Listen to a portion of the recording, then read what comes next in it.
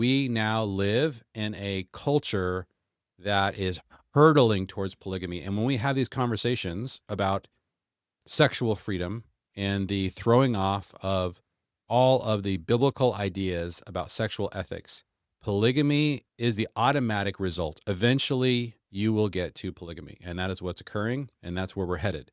All right, so this is how Josh frames this in his article. You may not have noticed, but we've invented a new mating system. It has the sexual inequality of polygamy with fertility closer to a celibate religious order, the harem without the children, the monastery without the prayers. No one announced this revolution. There was no manifesto, no movement, no moment.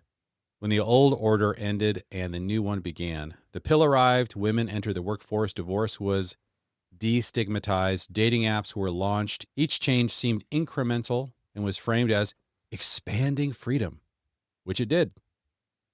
But the cumulative effect was far from positive. We still use the old words, marriage, dating, relationship, the way Russians kept calling their country the Soviet Union for months after it had ceased to exist. And this, I think, is where, as believers, we need to use the biblical words for what's happening. That is polygamy. So it's really important to not just continue to allow people to use the words that were created inside of a culture that assumed biblical sexual ethics, and then allow those words to be appropriated by those who have absolutely no interest in that ethic, that they are following a pre-Christian sexual ethic. And there were words that came along with those ideas, words that today do not have great connotations because there's still a residual Christian morality that people are swimming in. And that's why I think it's important for us to call out what's happening. In the 2000 film Pride and Prejudice, Charlotte Lucas defends her decision to marry the buffoonish Mr. Collins. Not all of us can afford to be romantic. I'm 27 years old. I have no money and no prospects. I'm already a burden to my parents, and I'm frightened. So don't judge me, Lizzie. Don't you dare judge me. This sentiment feels alien today. A 27-year-old woman frightened about her marriage prospects?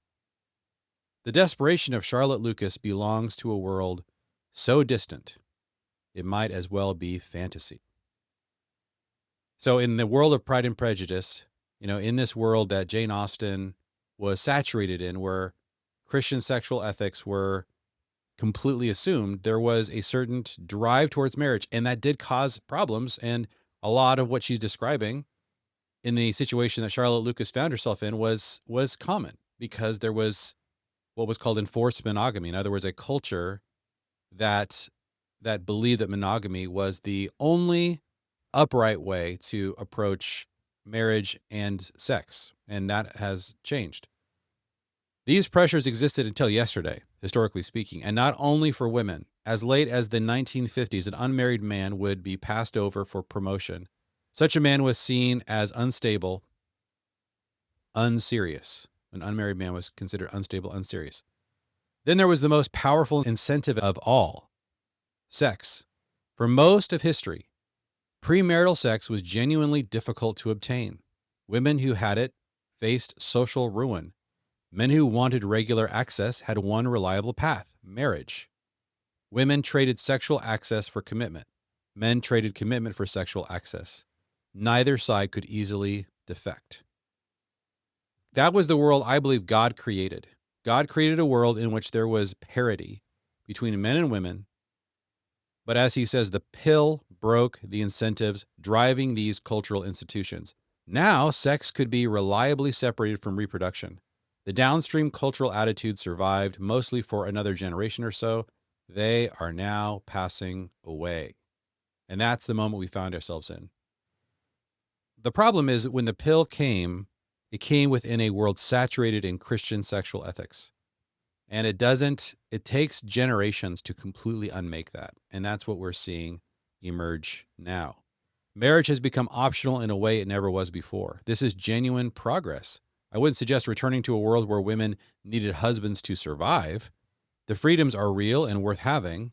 So this is a caveat people always make. This is where I really wish we could be more clear and maybe more honest about the fact that when we say these things, when we say equality, perceived gender equality is more important than family, more important than marriage, and more important than biblical sexual ethics, which he is saying in this paragraph. That is what ushers in everything that he's bemoaning in this essay.